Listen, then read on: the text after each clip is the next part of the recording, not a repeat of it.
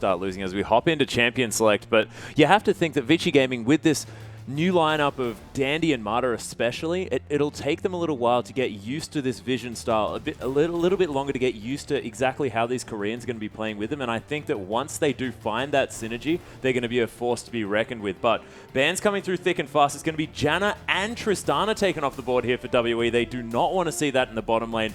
Very, very strong in the hands of Vasily and Marta. And Rek'Sai, of course, pretty standard. She's never going to see play. Yeah, they're definitely the trademark champions of both Vasily and Marta, the Tristana and the Janna there. So understandable to see those bans come out. Rek'Sai, until we start seeing a couple of those nerfs roll in the later patches, maybe we'll see a tone down. The Sivir ban comes through here as well. STYZ's not traditionally a Sivir player. In fact, has Sin really struggled on that pick. Yeah. It kind of loses his hyper carry mentality, and it doesn't really fit into the Sivir train, much like I thought Uzi might, but of course Uzi's actually been a fantastic Sivir player so far this season. So to actually ban Sivir against someone who's struggled against Sivir, I kind of question that ban from Vici.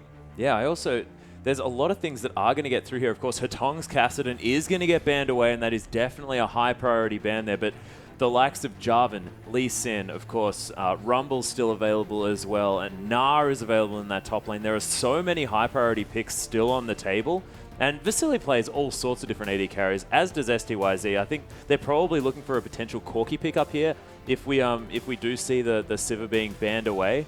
But there are going to be a lot of high priority champions left on the board, despite what gets through. And it's going to be Xerath taken off the board here as well. And I like that just because of his predominant play here in China. And probably the surprising thing to me is you look down the bans here, one jungler banned, one flex pick top laner banned. It's usually been the top lane and jungle pool that have been decimated in early games. We've seen people snapping up both Jarvan and Nunu in successive picks just to deny junglers from the enemy side. But the Jarvan's picked up first here, and it looks like they're thinking about that Yordle. Yeah, and this is very, very dangerous because World Elite have picked the Jarvan, and it means that Vici Gaming, they can't pick both Gnar and Rumble, surely.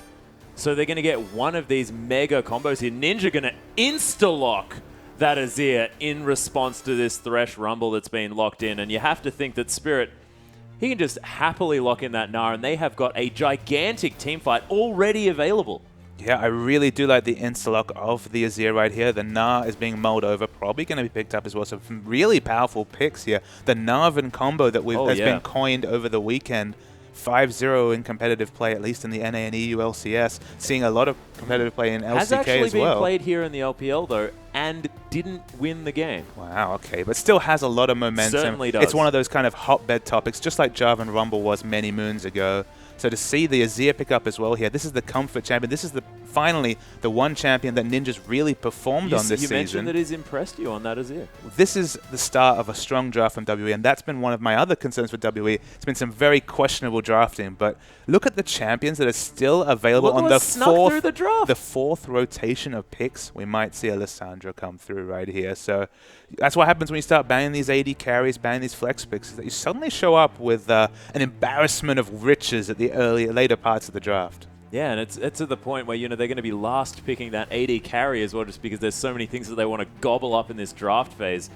But looking fantastic so far. STYZ thinking about the Ezreal here, but Dandy on Lee Sin. This is something I'm incredibly excited about. The last time we saw him pick up this champion, so impactful across the map, and you put Dandy on a champion that can build a Sightstone easily, and who else is that other than Lee Sin?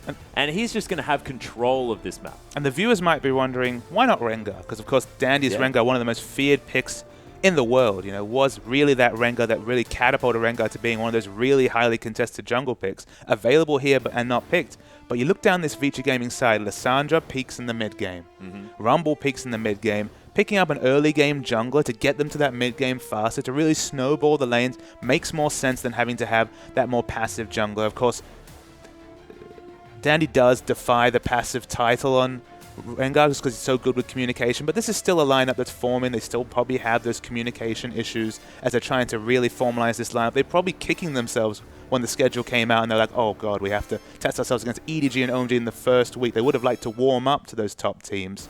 Look like they warmed up last week though, so I'm so excited to see what they pull out here. Yeah, and if we do actually get this Corki to be locked in as well, you were talking about a mid-game focus. My god, how you could not have a more perfect team comp to focus for that mid-game, and especially going up against WE, who are all in for the late game. I mean, Sure, Caitlyn's going to be good in lane. She's going to be able to, you know, shove out early, get peacemakers across the wave, all that sort of stuff. But goodness gracious me, that mid-game slump, that's going to be felt hard by World Elite. Once the sieging starts, once WE starts to get in position for the sieging, you look down this Vici Gaming side, so little initiation tools.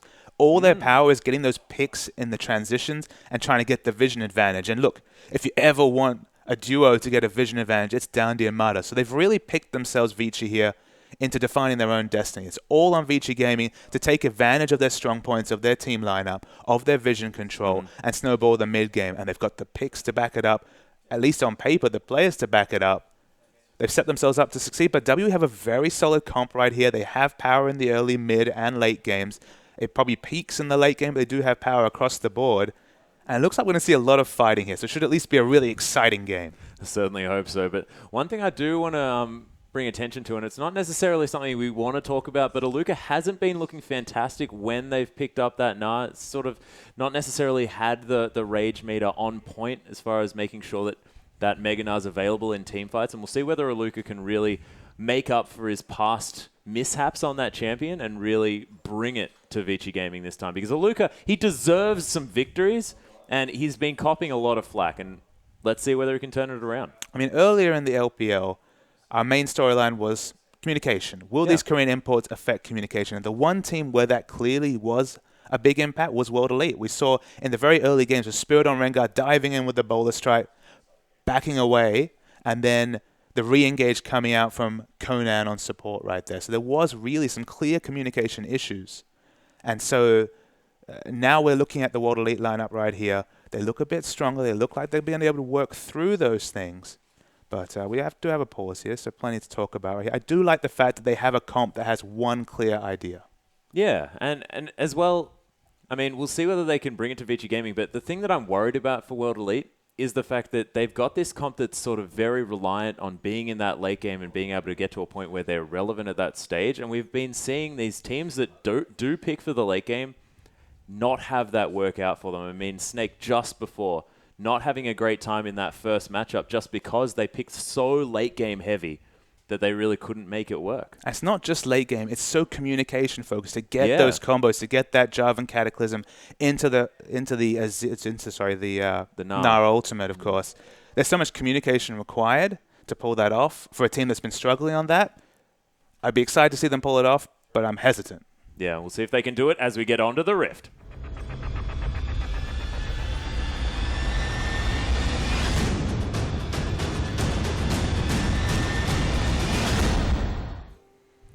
And we're on the Rift, ladies and gentlemen, with World Elite taking on Vici Gaming. World Elite desperate for a victory here to help put a few more points onto the board. Of course, 0-10 thus far, and Vici Gaming starting the pressure early as a Death Sentence lands onto Spirit. There's a Resonating Strike to come through as well, and he's getting burnt down so low, but didn't have to blow that flash. Vici Gaming clearly have a plan right here. They want to get that lane vision to have an idea of what the lane setup's going to be. Aluka's in trouble. Mato, it will have that Death Sentence available yet again, but Aluka just takes half of his health and is forced to go back. Vici Gaming already with their feet on the pedal. Yeah, the kill there would have been a bonus, but again, it's all about getting that early vision, making sure they're in the right lanes. They have a Rumble here, so they're very flexible to a lane swap, but of course, Aluka on that Gnar, he can also 1v2 quite happily. Be interesting to see what exactly Vici Gaming's plan is in the first 2 minutes of the game. Yeah, and we'll see. Do you think that they're going to benefit from a lane swap here, not have to go up against that Caitlyn? Do you think that maybe they'll have a different idea? Maybe they feel confident that they can go up against anything? I think if you're Corki, you like to opt out of that Caitlyn matchup just because Caitlyn has such a natural pushing advantage that if you're using those Phosphorus Bomb, using all your mana on clearing creeps, you really lose that lane bully status that Corki's often in. This is one of the few matchups where Corki is the victim rather than the lane bully. So opting out of that lane makes a lot of sense for me if you're Vici Gaming. We'll see whether they do as we have Caitlyn and Morgana moving up to that top side of the map. And it is going to be standard lanes here in an upside-down fashion. But the blue buff steal has begun already. Carry and Dandy just hanging out together, doing some double laning here. Carry going to teleport to that bottom side. And standard lanes will commence. Very interesting to see Carry instantly teleport down. They did not look for any sort of jungle follow here. Happy to opt into the standard lanes. World Elite have counter-swapped here just so they can ensure a 1v1 lane matchup. But look at this. With the creep break right here, they're actually denied from a lot of experience in this first wave. Yeah, and Vici and Mata really putting the pressure on, commanding the respect in this lane. It's not what you'd expect. STYZ on this Caitlyn has a lot of pushing power, and that Dark Binding can threaten a lot of CC as well. Spirit looks like he's pathing over to blue here. Of course, jungling on the bot side here is safe for him. STYZ, though, on top in trouble. Takes a bad trade. They do have the level disadvantage in top. This is one of the few times I've actually seen a Caitlyn lane on the back foot. Yeah, and it's just very strange to see, especially considering they're against a Corki here who has one of the lowest ranges in the game. Absolutely. As Dandy doing some vertical jungling here as well. Both of our junglers are going to be able to pick up 2 buffs, but just in an opposite fashion. Everything going the wrong way around here as we hop back to the top lane. And more scuffling going on. STYZ has popped that potion, whereas Vici's holding on to his. Seeing whether he can be helped by that Relic Shield in order to not actually have to pop that one. It's Phosphorus Bomb to come through. They're shoving this wave. I feel to some degree we might see the impact of confidence and playing with Flare in this top lane, just because although they've picked a lane with a on-paper advantage here in the Caitlyn and Morgana top lane right here, of course, STYZ and UJ have struggled so far in the LPL. Even that hyper carry, even that very respected hyper carry player, STYZ, really hasn't been on point so far in the LPL. So Vici, even in those losses, actually played really well. In one series against OMG, he was 10-1-9 on Tristana in a loss. So he's actually been performing despite his team's relative struggles. So he's playing with confidence. STYZ much on the back foot, and he's going to need to change that mindset because he cannot let Corki come out even or ahead in this lane. Yeah, it's actually Carry roaming up through the jungle here. Spots Spirit out, but not going to give him any trouble while he takes those Raptors. And as you mentioned, yeah, Vici having a pretty decent time so far in his return to the LPL. And STYZ not necessarily being heralded as the hyper carry of status that he may have been sort of hyped up for. He definitely was put on a mantle. He's probably thought of to be maybe a 3 to 4 AD carry in such a region so well known and so revered for their AD carries. So he has a lot of hype to live up to, and so far struggled, but it has to remember that's a team struggle as well. It very much is, and you can't put it on the back of an AD carry player that does need that front line there. We'll see whether Aluka can be that for him today as Dandy up here in the top side of the map. World Elite playing very far back though. Uncharacteristic for this lane, but intelligent at this stage.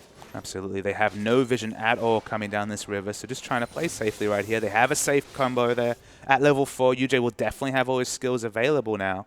And we see Danny just invading the Gromp right here, getting some advanced vision down and ensuring there's no counter game coming out from Jarvan. And do you think that it's on Spirit to really make something happen in this early game on this Jarvan as well? I mean, we've seen Spirit pick up this champion quite a few times. Of course, started off with some unconventional picks early on, but so far opting to go back into that Jarvan, more standard junglers, as just both of these guys, they don't want to go into the top side of the map. That's not what they're about. They want to stick down the bottom. There's kind of 2 flavors to thought when it comes to Spirit's pathing right here. He could play really aggressively, but if he's ever counter-ganked successfully by what has to be said is the king of the counter gank in Dandy, then he's going to accelerate the mid-game push that Vici is going to be able to put on and perhaps start an objective snowball that World Elite will never be able to get themselves out of. However, if he just relieves pressures from his lane, allows things to go even for as long as possible, that might be an advantage, but in mid he's in trouble. Level 6 being hit immediately here. Dandy tries to lock down Ninja, but it's a nice flash to get him out of trouble.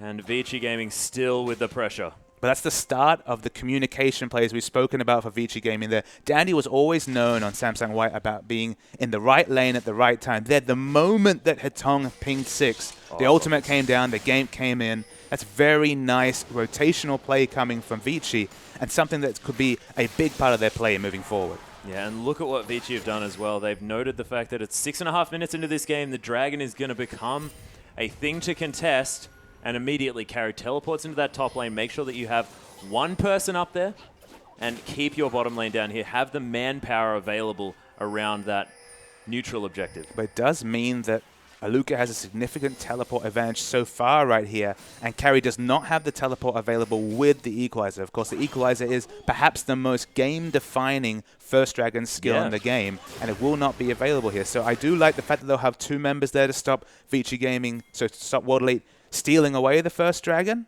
but not having the teleport on Rumble is a big deal. Yeah, and the thing we were mentioning, though, Vici Gaming, having Dandy and Mata on that team, it's going to mean that there are going to be a lot of wards on the map, and you can see WE's map, or their base, their side of the map is just lit up for Vici Gaming everywhere. It's the start of what we expect to be a consistent trend from Vici Gaming.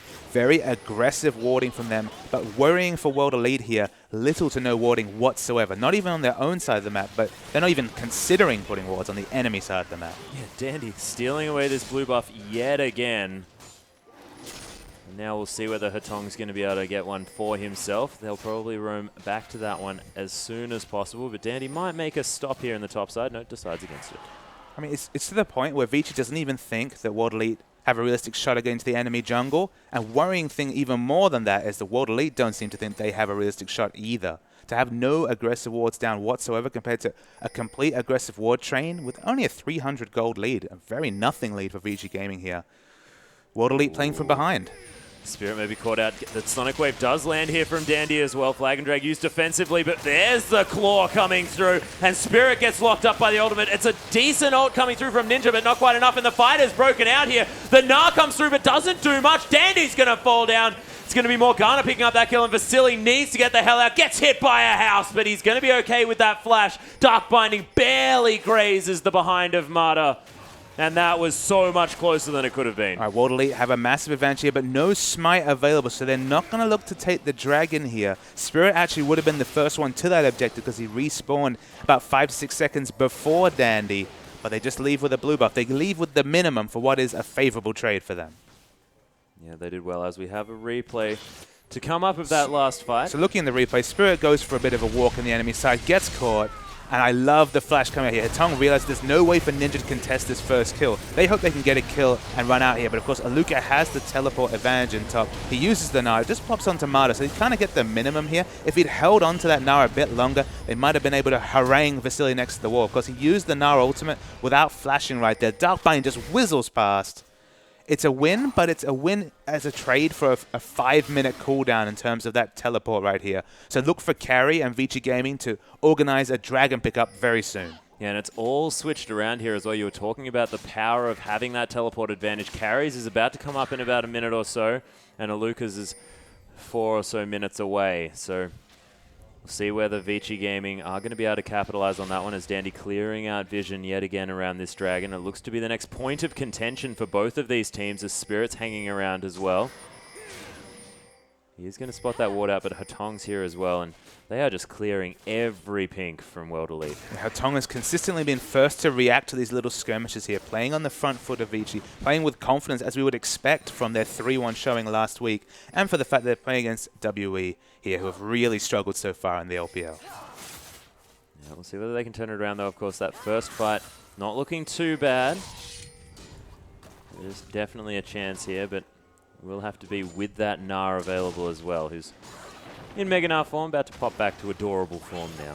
Worth noting that despite basically standard lanes right here, there's a 500 gold lead from VG with basically from standard lane. That isn't jungle pressure. That isn't any sort of rotational play. Just standard lane. They have significant CS values. 13 CS to 15 CS is the advantage in the top lane for carry. In the mid lane, it's a 15 CS advantage.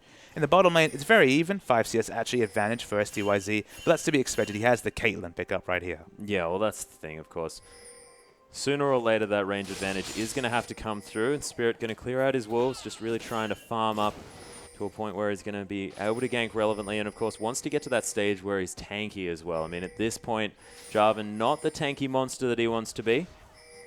We'll see whether he can get to that point. You can see Dandy, he's prolonged getting that jungle item because he wants that Sightstone and he wants it early. Right, it's his defining characteristic as a jungler is the ability to counter gank and to control vision. And guess what? Counter ganking is all about having advanced vision on the enemy. So they work and they interplay together so well. He's not about damage. He's going to get that warrior enchantment just because it's so slot effective on Lee Sin, as we see Aluka take a very unfavorable trade in top. But that's just his playstyle, and it's been so successful as we can see on the world stage. Oh yeah. Luke, you're going to get a bit of health back by turning into that gigantic Gnar form. As Spirit going to try and take... Yeah, he gets it. Scuttle Crab goes over to Spirit. Definite advantage there. The Scuttle Crab is such a contested objective these days just because for those junglers, it's an 85 gold pickup, a massive gold pickup once you have a jungle item down here. So VG, they have the teleport advantage still. There's no reason they shouldn't go for the dragon. You look at the wards here, very minimal warding from World Elite. They have some idea it's happening, but no realistic chance to try and take it, and VG, they take the first dragon. Yep, very nicely done. They're going to secure that one easily. Dark Binding was not quite enough. coming through from UJ. STYZ tried to get it with a Peacemaker as well, of course. Smite just a little bit too strong. And Vici Gaming with an easy first dragon. And wasn't that easier than that fight that we had before? No, not the easiest. See, STYZ has gone for the early Avarice Blade here. Kind of makes sense on one side. Oh my goodness, as the blinding does land on Vasily. Yeah, Vasily gets caught. There's the ultimate to come through from UJ as well. He almost manages to keep the tether on that Soul Shackles, but not quite enough to get the stun. Just probably the Phage proc there, actually getting that extra MS was just enough to get the evasive maneuvers out of that Soul Shackles. Millimeters difference between what would likely have been a kill for STYZ and WE right there, and still able to lane quite happily as Vasily. Yeah, and with that Phage as well, I mean, he has a lot of health to help back this one up. It's one of the fantastic points of getting that Phage early on. Gives you maneuverability and that extra health buffer to help you out in lane. Vasily utilizing that one as Ninja's going to take away this blue buff. Finally, World Elite managed to pick up one of their own blues. Yeah, their objective control's been fine this game. They haven't been allowing too much. They've probably been allowing too much aggressive warding coming out from the very aggressive jungle pathing of Dandy. But they've lost what justifiably should have been the first dragon. The first dragon was locked up in Champ Select, to be honest, here for VG. Once you have Rumble, Corki, who's done just fine in lane, Lee Sin and Lissandra, you're not really wanting to opt into contesting a dragon if you're WE. Tong and Dandy both moving up to this top side. Of course, this tower very, very low. Luca does have the flash. He's going to jump out, but there's the ult to come through. Dandy kicks him back. The wallop's going to come through onto Hatong, but Aluka so low on health. Gets caught up, and that's Dandy easily securing that kill. They might even take top turret here. Here, WE getting so much damage on this mid turret, only Thresh to defend it. I mean, you'd always take a trade of mid turret for top turret right here, but of course the kill tip's slightly in the advantage of VG. Yeah, but VG doesn't look like they're stopping. Actually, no. Carry going to back away from this one. Could have got some healthy damage on that inner turret. Ninja and Spirit just trying to back off from that middle lane and clear out some of this vision. Starting to see some of that strong laning flavor of STYZ and Caitlyn right here. 600 gold is actually quite considerable in a game where there's only 600 gold in it. So World Elite doing quite respected in the bottom lane here. They're going to DPS down this turret and actually probably come into the gold lead here as World Elite. And we haven't actually been able to say World Elite was in a gold lead at 15 minutes into a match, I believe, in any of the games so far. Yeah, this is definitely positive for World Elite. And Vici Gaming, I mean, the pressure's on them to win this match, you have to say. I mean, if they drop this, they're arguably almost thought to guarantee this. As the engage comes on to Carry here, Aluka's popping that hyper, and Carry just doesn't know where he's going. Spirit's going to catch up. There's the Chilling Smite as well. Flag and Drag's going to get the knock up, and that is an easy kill as another blue turret's going to fall down. Yeah, Carry was probably smart then not to use his flash. He, of course, was considering flashing the flag and drag, but he would have died to a counter flash there, whatever the situation. So another nice kill picked up there for World Elite. They're playing well this game. They really are, rotating around the map quite well as well. And you can see the fact that Spirit not playing sort of that really overly aggressive, I have to be carrying this game. He's supporting his team this time, and this is the change that you have to say he probably had to make. But again, VG have picked for the mid game here. We're going to see the Trinity Force coming out so soon from Corki right here.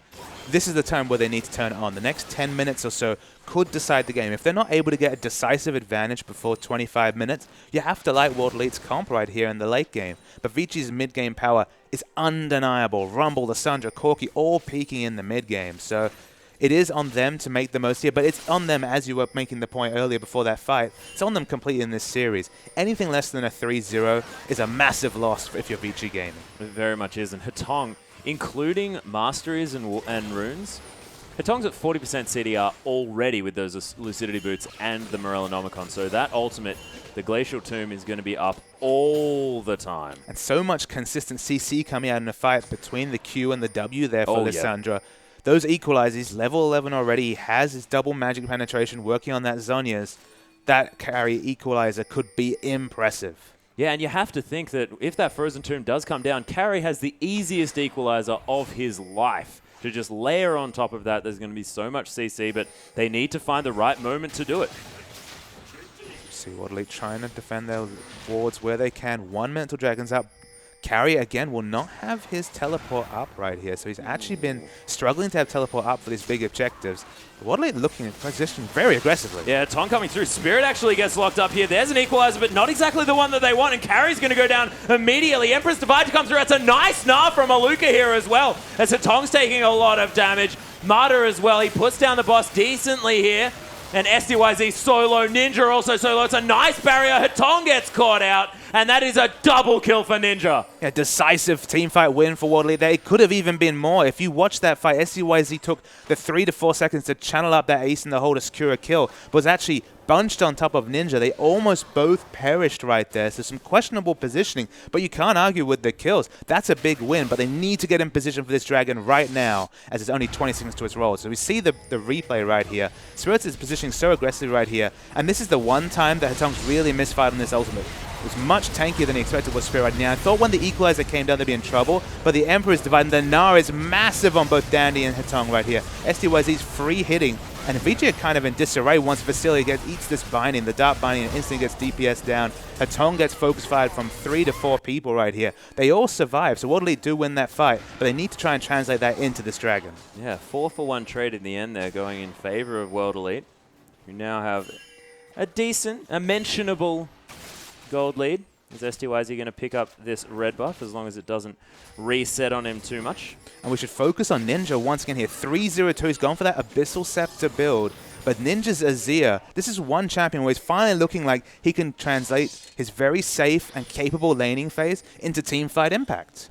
Yeah, it may actually be in contention for a ban here to come through on the side of Ninja, so very respectable play coming through from this Azir. And this Dragon going down very, very low. Could be a 50-50 bit. Spirit's going to be able to take it here. The Claw of Doom not going to be acted upon here by Hatong, and the Equalizer just zoning out the team, but no follow-up. The communication between Hatong and Carry, the two Chinese solo laners of VG, needs to be on point this game. An Equalizer without any lockdown coming down from Hatong is going to be a fairly wasted cooldown. They don't have any other control CC unless Martyr is already initiated right there. So they need to be very decisive on their calls here to Vici. Otherwise, this impressive Equalizer that Carry's farmed up, 139 CS, 24 CS ahead of gnar, is going to be not useful. Oh, Spirit going in aggressively. Carry going to flash out of the way of that one. Spirit's going to die because Dandy's here. The Emperor's Divide to come in. Hatong, he ultimates himself in such beautiful fashion and gets gnarred for it right into the wall as World Elite now try and disengage this fight.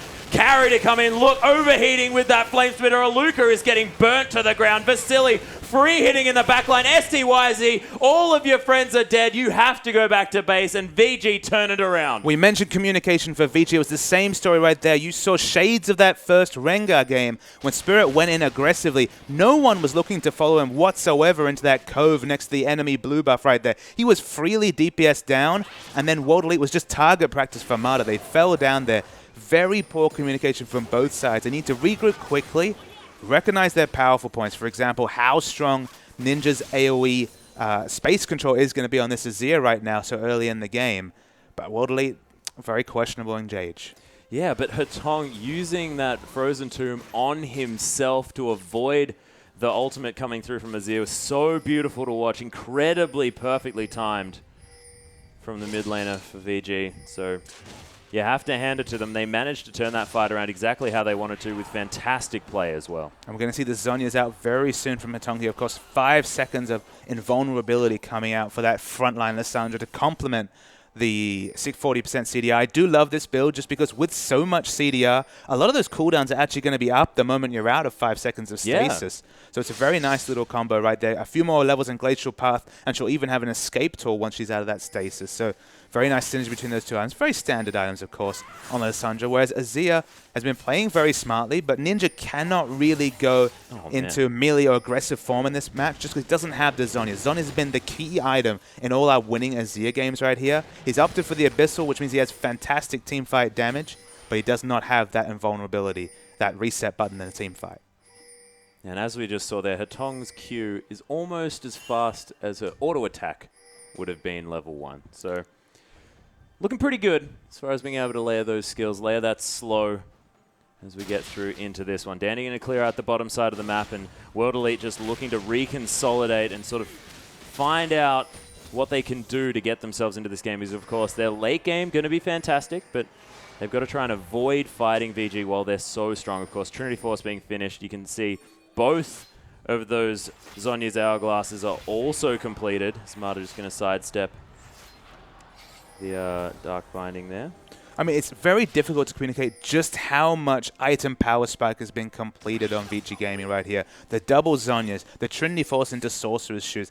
The mid game is on, and this is the strongest point for Vici for the whole match right here. It will only get weaker as the minutes pile on. And very important here, World Elite are doing just fine. They're actually going to rotate to the top lane here. If they take down this turret, they're actually going to have a gold lead against a mid-game team right here. So the rotations from World Elite have been very on point right here. And if they can get over this mid-game hump afforded by the so powerful mid-game comp Vici's picked right here, World Elite in good stead for the late game. Yeah, World Elite actually sort of free reign of this top inner turret as well. And that equalizer not going to deter them.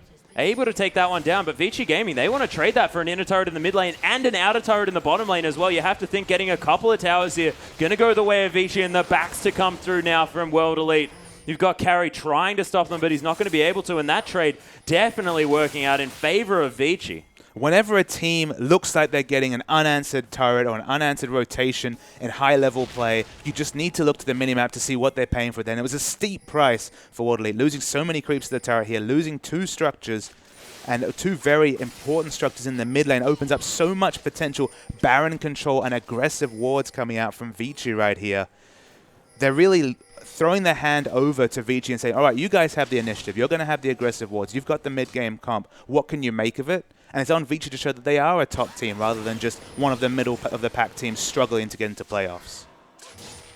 See whether they can prove themselves as we get into this mid-game for real here. Exactly the time when Vici Gaming needs to make their move. Blade of the Ruined King going to be the next option here for Vasily.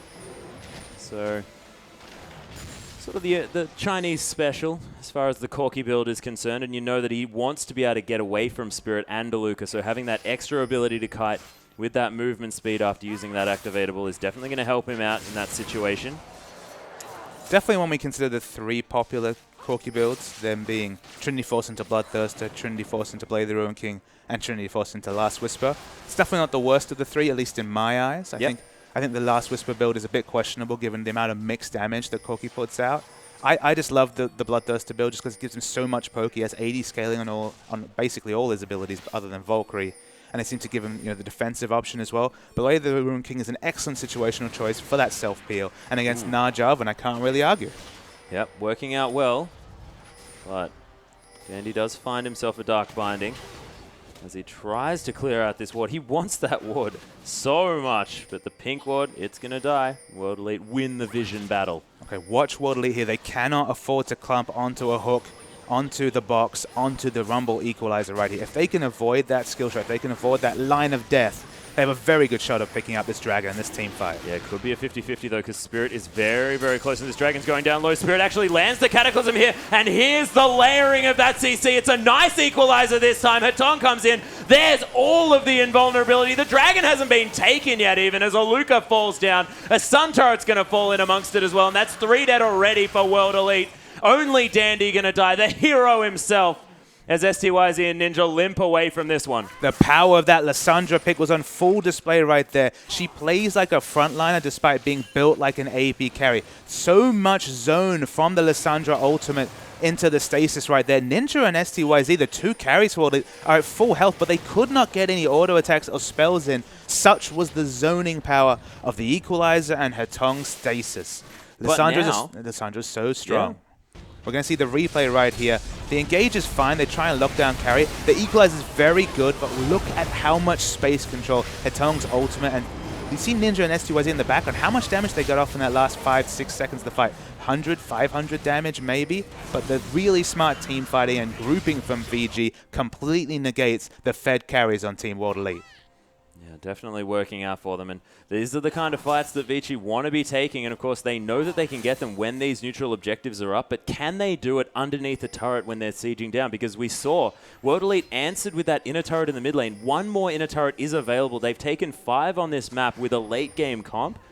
It could actually be a bad sign here for Vici Gaming, because World Elite, they're nipping at their heels. It's 500 gold. There's nothing in this. Yeah, I'm just counting the turrets, because of course we do have to deal with the Azir factor here when it comes to turrets being taken. I believe it might be 5-all. I am willing to be mistaken. I'll let you do a cursory church as we look at the action right 4 here. 4 to 5, actually. 4 to 5. Taking a few Sun turrets. So very, very close is that turret race right here. And we see Vici positioning so aggressive. They have those 2 mid turrets down, and they basically say, all right, this blue buff and this Baron control is completely ours.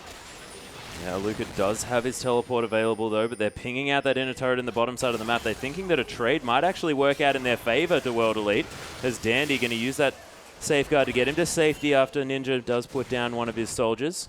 We have to watch Aluka's rage here to kind of get a window into World Elite and what their play calling is right here. So much rage, he's ready to teleport and have that Gnar available. If he pushes on any further, if any more auto attacks, of course, he will activate that Gnar. And the rage management has kind of been the difference between the top level Gnars in competitive play and those that have kind of tried to bandwagon what is undeniably a strong champion, but who has that really unique setup mechanic that, of course, Gnar only has.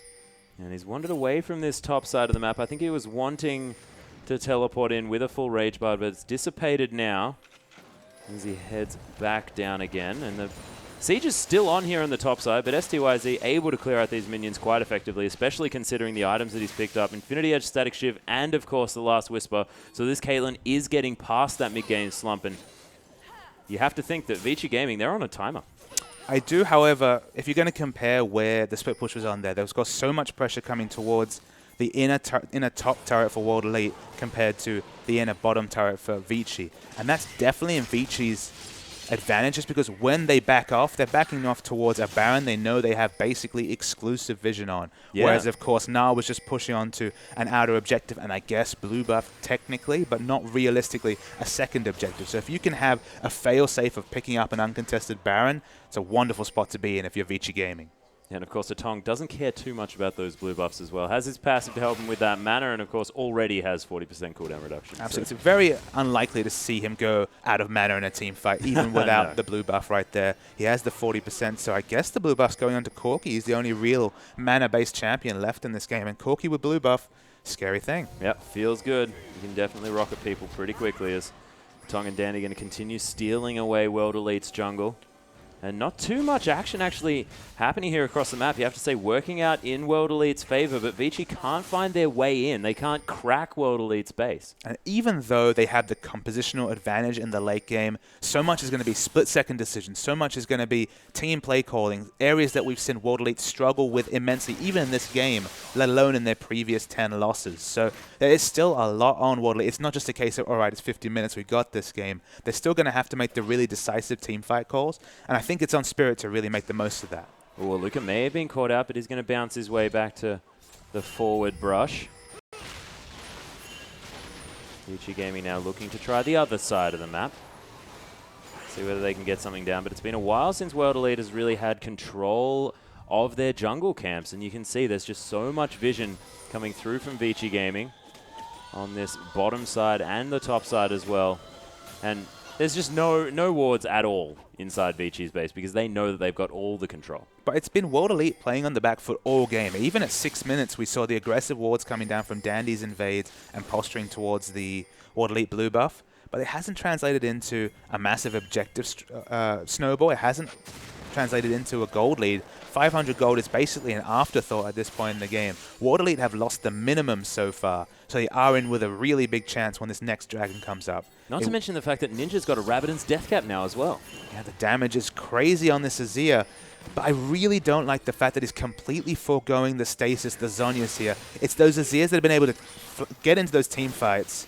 Wow, so carry takes so much damage there. But those Azirs that can position aggressively get out so much more damage that it kind of negates the AP difference between the two items to me. The ability to really play aggressively is so much more important to me than just sheerly having better AP ratios. Speaking about playing aggressively, got a few hits on that inhibitor turret in the mid lane as well, did STYZ, utilizing this Caitlyn and her ability to just relentlessly push these turrets As the Dragon now getting started off here by World Elite. And we'll see whether Vici Gaming want to try and contest this one. Carry is around, but it's going down incredibly low. Marta's going to land the death sentence. Spirit's going to get caught up by that one. Azir takes the Dragon, but look at the kills coming through from Vici Gaming. The Emperor's Divide isn't bad, but Dandy's found him here. Does get the shield from the E, but I don't know whether it's going to help him because here comes the cavalry. The last harpoon's going to land. Dandy takes a lot of damage, but it's not enough. And Aluka, the only one alive because he wasn't even there. The only way to describe that situation there, Atlas, is a bluff. It feels like World Elite were bluffed into thinking they could freely DPS down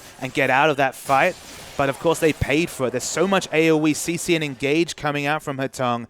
The ultimate came out, the equalizer came out for VG. They cleaned up that fight, and now they have position on Baron, no wards whatsoever, and only a Gnar to contest this objective. Yeah, Aluka does have full rage here, so he could potentially come through and try and get some work done, but you can see he's feeling pretty sheepish as Marta just breaking the Banshee's Veil and trying to keep this Gnar out of here as this Baron is down so low. The ultimate to come through, actually, from Hetong, and Aluka just... You're tanky, mate, but you're not really going to do much about this Baron. There's no impetus whatsoever to aggress onto Aluka right here. It will take far too long to kill him. We see quite a big minion wave crashing onto the inner bot lane turret for Vici, so that's not optimal. But of course, picking up a Baron just for a bit of inner turret damage, not the bad trade at all. Not too bad at all. And Carry actually had his teleport, and without much neutral objective on the map at this stage, probably could have used that to get there a little bit quicker, but not going to lose that inner turret. And Hetong going to be able to easily clear that one out. Stretching his CS lead there in the mid lane to over 50 here as well. And 4 items now completed for Hetong on this Lissandra. That is very, very scary. That death cap coming through on top of the Zhonya's now as well. And look at Carry. All of the magic penetration that he could want, apart from the Abyssal Scepter, has been completed. And you have to feel like Ninja's pigeonholed himself into this role in team fights. There was no pun intended there, Atlas. I know you're ready to pull the trigger on that one, but the reason why I say it again, it's that choice of the early death cap right here. He's not going to get the consistent damage we've seen from Rookie, that we've seen from Pawn on Azir. He's really struggling to have teamfight relevancy, and Hetong's going in. He's gone in so deep, already ultimated himself, takes out the Lantern as well, already has the Zhonya's, but look at Carry as well. In amongst it, turns golden, and Vasily takes down the bird as well. And Vici have just pulled the trigger and decimated World Elite. Aluka and STYZ, the only ones available in the first inhibitor. The base gets broken now of World Elite. The front line just explodes for World Elite right here from the sheer damage coming out from the double AP, let alone the hybrid damage coming out from Vasily right here. They have no answer for the front line damage, and this mid-game comp is turned to a late-game comp. And unfortunately, STYZ, he can't free hit on that Caitlyn because his tanks are just dying too damn quick. Yeah, exactly. And of course, when you've got a mid-game comp like this, you need to get this kind of lead by the mid-game in order to storm through in the late game. And they finally managed to get it. Of course, World Elite kept up with them for so long throughout this game, but it's only been recently that Vici have really pulled the trigger. And you have to think that World Elite, they were so close. Yeah, the Baron buffs really tipped in their favor. Afforded that really easy turret dive coming out right there. Although Corki, a very strong turret taker, they don't have the most range on this VG side. Only really Hetong and Vasily able to range auto attack down a turret. So why not diving with Hetong? And that's why we see so many Lissandra bans coming down. Anyone who can build and do the damage of an AP carry, but also have the pseudo tankiness that 5 seconds of stasis provides. That's why Lissandra's the pick ban champion we see so far. Yeah, such a regular statement in that ban list as well.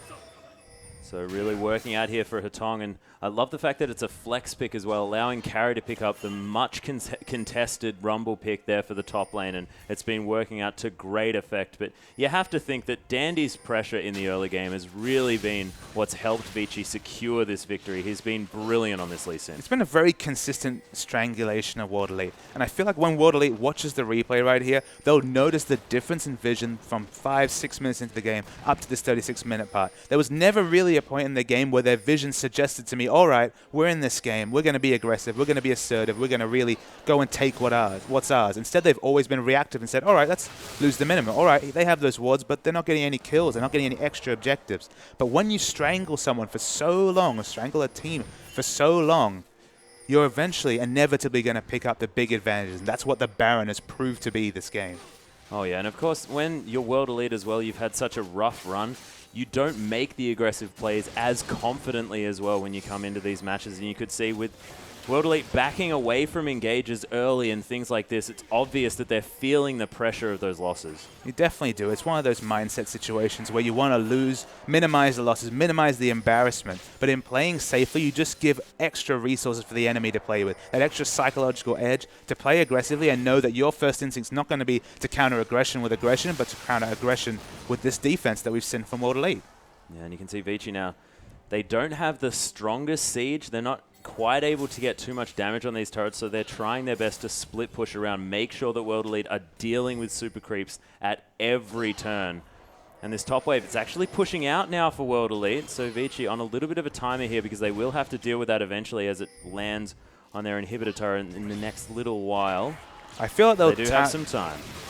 There we go, the fight's they on. pulled the trigger. There's the equalizer in the backline as well. Hushe actually almost dying from that one as Carry. He's going to turn himself golden as Aluka got a decent Nara in here as well. Carry's going to flash out of this one. Dandy's super low. Ninja almost fell down as well. But, Vasily blocking it out. The hero that everyone needed. And Morgana the only one to fall. And that's where we start to see the shift towards World Elite winning these fights. It's so much more difficult if they can't get a decisive pick on a front line. If they can pick Ninja, if they can pick Spirit, it's very easy for Vici to just run over this World Elite team. In this case, it was only UJ falling. Very high health on both Aluka and Spirit during that fight, and so much harder for Vici to break the turtle that World Elite have put in right here. Caitlyn under a turret, such a safe champion, so much wave clear. It could be very difficult for them to close out this game. Maybe they'll just wait for this next Baron. Only 1 minute 30 till it spawns. Yeah, you have to think that with an inhibitor down as well, it's going to be easy pickings for Vici Gaming, and we'll see whether World Elite can make the decisive move in order to pick that one up, because they definitely do not want to have to deal with Vici Gaming with another Baron. Yeah, it's one of those things where this Abyssal, while the immediate power jump is nice, he's now pigeonholed himself into getting that Zhonya's. He's still 1,000 gold away from that item. It's going to be so late in the game until he has the percentage magic penetration you want from the Void stuff. And it's kind of why we see Infinity Edge PD Last Whisper builds, why we see these common meta builds is they maximize your damage. But Carry's in trouble.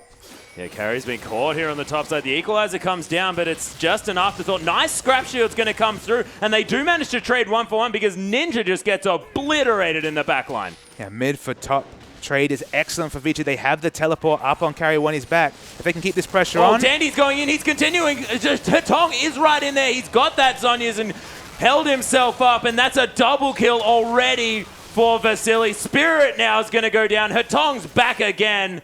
And that is only STYZ alive, and that fight was messy, but exactly what Vici needed. Vici fighting like a team there. Although it was the pick on Carry, they had the rotational play to answer with an instant kill right there. And you saw STYZ once again could not get any autos in the backline. He's completely zoned because his team is not playing for him. His team is not playing around him. And Vici, I think they're going to finish it off here. Yeah, and they're easily going to be able to take down these Nexus turrets, and a little bit disappointing here for World Elite because they looked like they were in there in the mid-game, but then just fell apart as Vici made the decisive plays, the plays of a team with momentum behind them to get them these victories. And we can't excuse World Elite for being a new team because, of course, Vici is perhaps the newest lineup of any of the teams in LPL, having so many imports with Vasily to complement the Korean duo that they brought in. It was just a late-game capitulation for World Elite, but once again, they probably weren't expecting to win this game, and they did take a lot out of some very smart play in the early games. They negated what was a compositional advantage from Vici by playing very smart around that really strong mid-game combo right there. So credit to World Elite. Again, the second game in a row now, some things to take away there, but also some questions and some reflection to be done to really move to the next level, to really finally get that first big win. So let's see if we have a replay maybe to illustrate some of the things we saw this game. It's actually a fairly early fight here at 20 minutes. We'll roll the tape. So WE, they were trying to get this second inner turret right here. Spirit goes in very early, and look, there's no rage bar on Aluka. There's no real way to capitalize that. Spirit dies for free.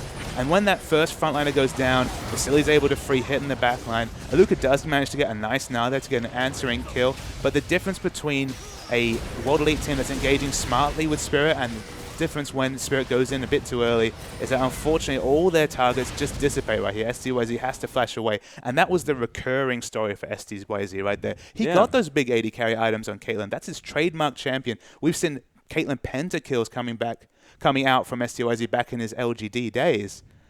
but that's just not what we were seeing right here. He never had that front tanky line that he needed to be able to carry. Yeah, and he was often seen as STYZ sort of on his own at the end of these fights, wondering where his team's gone. Of course, you need that front line in order to hard carry, and this is a thing that we did mention at the beginning of the match, and hopefully World Elite, they can turn around in Game 2, because it is going to be coming up, ladies and gentlemen, very, very soon for our almost last game of the night. Of course, one more series to go after this one.